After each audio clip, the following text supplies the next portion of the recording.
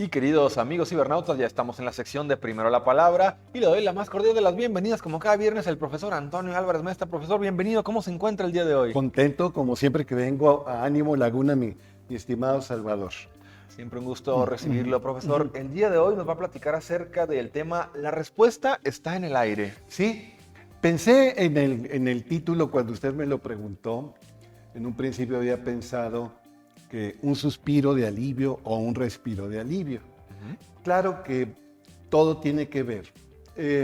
Y ya que menciono el sustantivo alivio y podemos sacar el infinitivo aliviar, recuerdo que hace varios años, esperando que me atendiera un médico en el Instituto Mexicano del Seguro Social, vi que una mujer llegó a preguntar por el doctor. Era una dama embarazada, parecía una campesina, y la recepcionista no estaba en sus mejores momentos. Le contestó de una manera displicente, áspera, y a mí me pareció grosera. Cuando la mujer, la dama, le preguntó que si ya mero llegaba el doctor, y porque ella creía que ya mero se iba a aliviar, de manera, insisto, grosera, le respondió: si ya se va a aliviar, ¿para qué quiere ver al doctor? Se me hizo una respuesta áspera, inapropiada, abusiva, y normalmente no me meto, pero me acerqué y reclamé. Y tratando de justificarse, la recepcionista dijo: es que si se va a aliviar, ¿para qué quiere ver al doctor? Ya sabemos que en el contexto en que nos movemos, aliviar significa, por ejemplo, dar a luz, que nazca un niño o los que estén en el vientre de la persona se alivia. También le damos el significado de sanar o recuperar la salud. Pero aliviar viene de leve, de liviandad. Y por eso los jóvenes en la década de los 60, para enfatizar el verbo aliviar, decían aliviánate. Hay que alivianarse, le agregaban una sílaba. Eso de aliviar o alivianarse, pues tiene que ver con la levedad, la ligereza. Una persona que está preñada y que ha estado en un proceso de gestación de uno o más niños durante 9 meses, obviamente sí, tiene un enorme peso que se experimenta en su cuerpo. Hay una experiencia somática de peso. Eso también se le llama gravidez. Por supuesto que sí. Y cuando ya nace el niño, la niña, los niños, las niñas, pues su cuerpo ha perdido ese peso al que no estaba acostumbrado y que fue incrementándose a lo largo de 9 meses. Lo que quiero enfatizar, mi estimado Salvador, Claro, es que aliviar, con el significado de dar a luz, es totalmente correcto, pero también con el significado de recuperar la salud es correcto, pero el significado original, de acuerdo a la etimología, es encontrar una condición más ligera, más agradable, más leve, más liviana. ¿Y sabe qué pasa? Que la mayoría de las veces sentimos mucho peso en los hombros, nos encorvamos, la carga sobre nuestras respectivas espaldas, por lo menos psíquicamente, se experimenta con mucha fuerza, con mucha virulencia. El trabajo, las faenas diarias, las prisas, los conflictos, las preocupaciones, la ansiedad natural, pues nos van doblando de alguna manera. Y hay quien busca alivio, por ejemplo, por la puerta falsa, pues, del licor, o de la droga, o de la comida en exceso, o de la diversión más frívola, o de la irresponsabilidad total, la promiscuidad sexual, por ejemplo. Pero en realidad lo que necesitamos es un suspiro de alivio. Y la respuesta está en el aire. A mí me llama mucho la atención, hablando de embarazos, que hace ya varias décadas en el mundo empezó a surgir una nueva profilaxis para las personas próximas a dar a luz, que estaban en proceso de gestación. Y se les dio el pomposo nombre de parto psicoprofiláctico. Ajá. Cuando la madre de mis hijos y yo esperábamos a nuestros hijos, me acuerdo que fuimos a talleres de parto psicoprofiláctico y creo que fue una de las experiencias más positivas, benéficas que he tenido en mi existencia. Porque normalmente le hacemos demasiado caso al precepto bíblico que la mujer ha de parir a los hijos con dolor. Es un castigo divino por haberle hecho caso a la serpiente antigua en el jardín del Edén y comer y animar a su pareja a comer el árbol prohibido, el fruto del árbol prohibido. Y entonces la mujer tiene que parir a los hijos con dolor y el hombre, según ese pasaje del Bereshit, del Génesis, primer libro de la Biblia, pues ha de ganar el pan con el sudor de su frente. Entonces, incomodidad para la mujer en el parto y que aparte, según ese precepto bíblico, ha de estar sometida al varón. Incomodidad para el varón en un trabajo que muchas veces le va a dar cardos, ortigas, abrojos y no el sustento que requiere. Bueno, le decía, cuando la madre de mis hijos y un servidor tomamos aquellos cursos de parto psicoprofiláctico, pues nos dimos cuenta que no tenía por qué ser una experiencia traumática, excesivamente dolorosa, plenamente incómoda. En realidad era algo maravilloso. Recibir, después de haber gestado, recibir en este mundo a otro ser humano, un ser humano con un enorme potencial, llamado a vivir plenamente, pues debía ser una experiencia en sí misma grata y gratificante. Y sí, por ejemplo, caminar con los pies descalzos en el pasto, aprender a relajarse, respirar con tranquilidad, percibir la música, disfrutar los sabores de la comida, apreciar una conversación, experimentar, en el término más noble de la palabra, la calidez del encuentro con otros seres humanos, pues es algo que se puede aquilatar muy bien en esos cursos de parto psicoprofiláctico. Y yo le decía que cuando me preguntó que cuál iba a ser el tema, me puse a pensar y dije, pues puede ser la respuesta está en el aire o un respiro de alivio. Sí. Es que el respiro de alivio y el aire, pues obviamente tienen mucho que ver.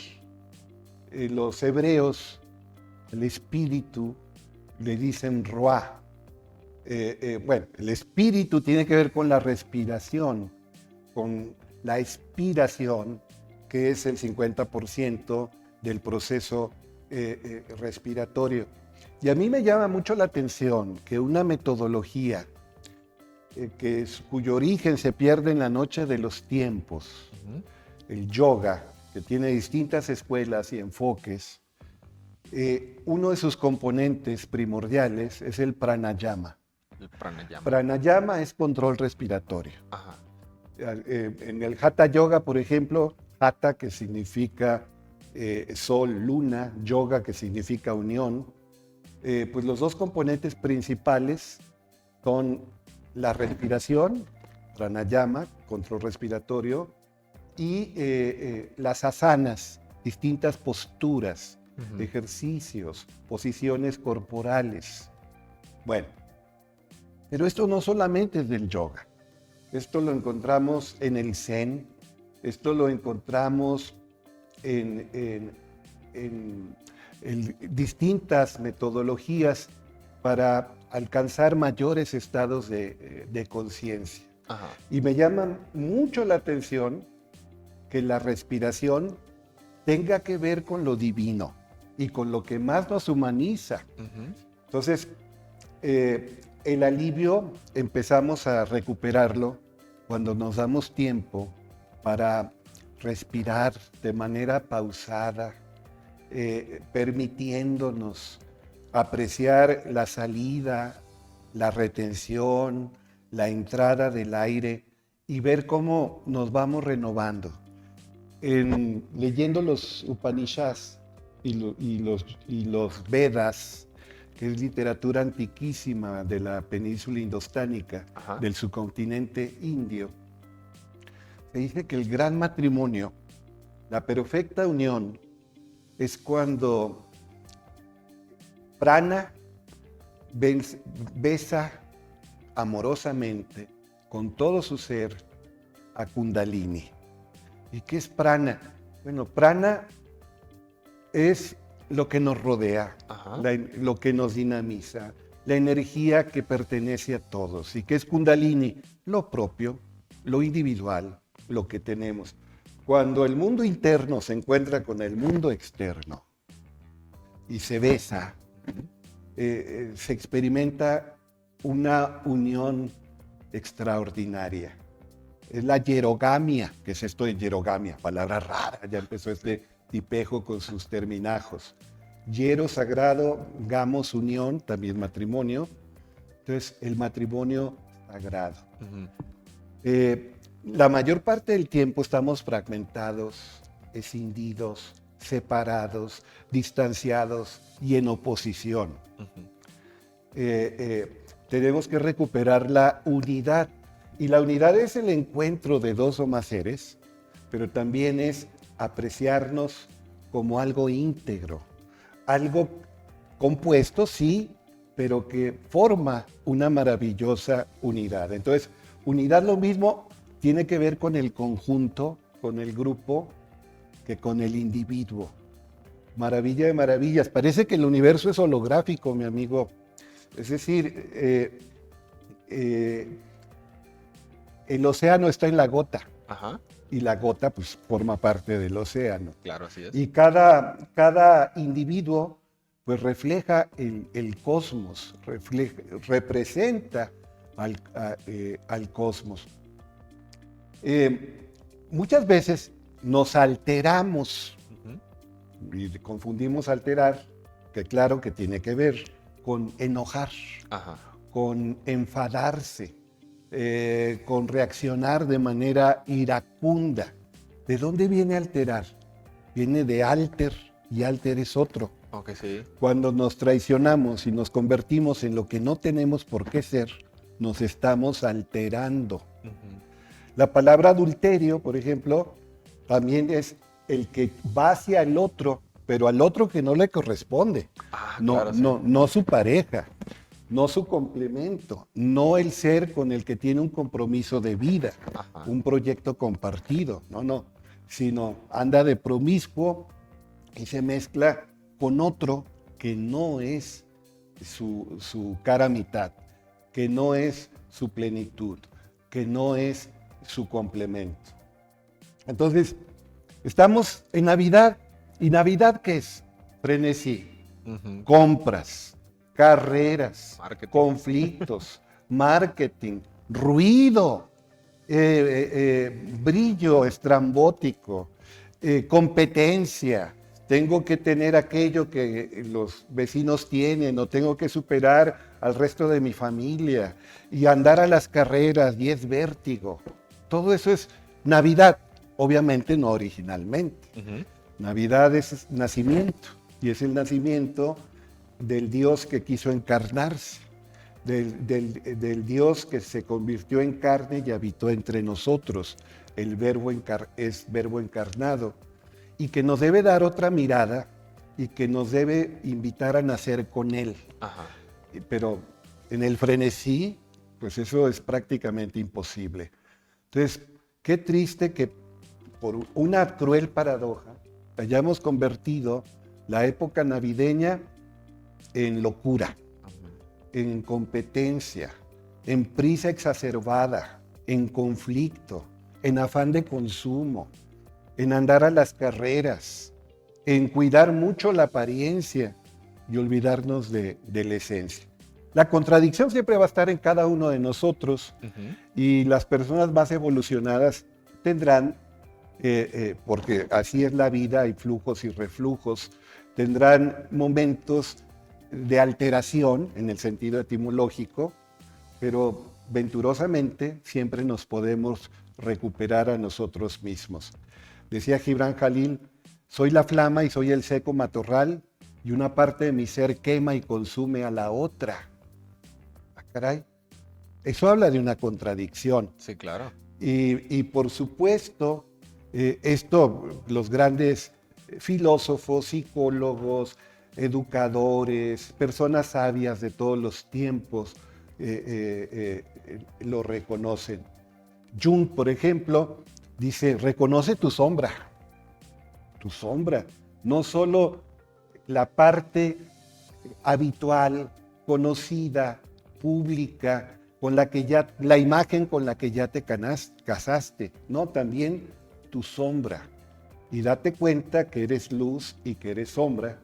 Y a mayor intensidad de luz, también mayor extensión de sombra. Así es. Bueno, pero la respuesta está en el aire.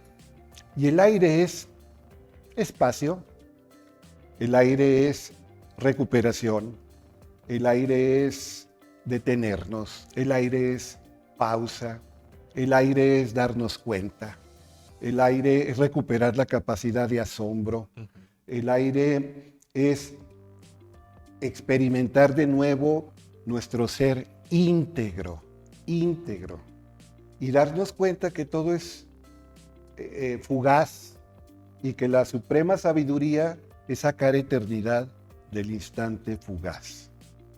Es una maravillosa paradoja. La eternidad está en el aquí y en el ahora. Y la eternidad no es jalar el tiempo hasta el infinito. No. La eternidad no es un tiempo grandototototote. No. La eternidad es poner en pausa el tiempo. Ajá.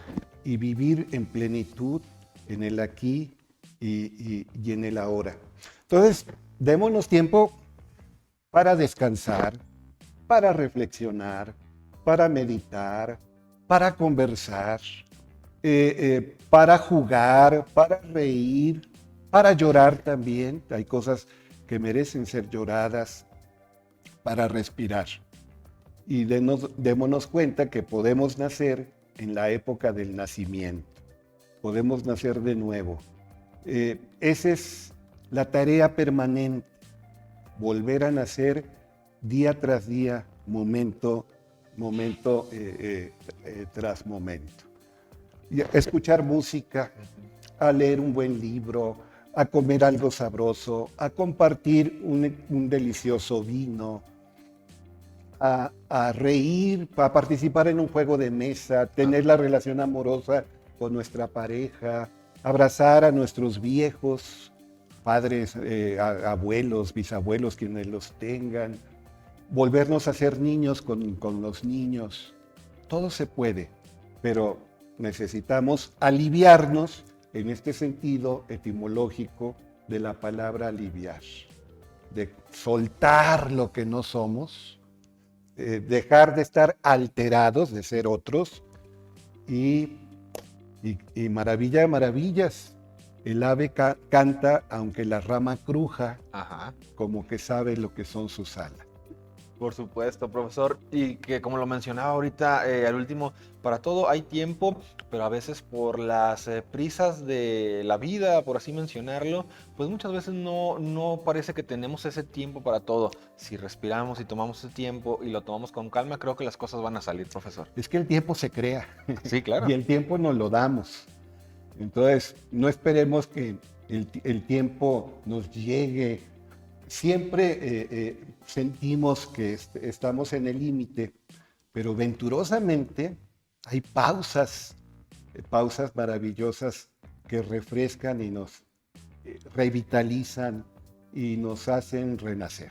Perfecto, profesor. Y en este día le agradecemos muchísimo por tan maravilloso tema como cada viernes y por supuesto haciéndole la cordial invitación a que nos acompañe el próximo viernes con otro grandioso tema. Pues hasta entonces, ánimo Laguna. Perfecto, gracias, profesor.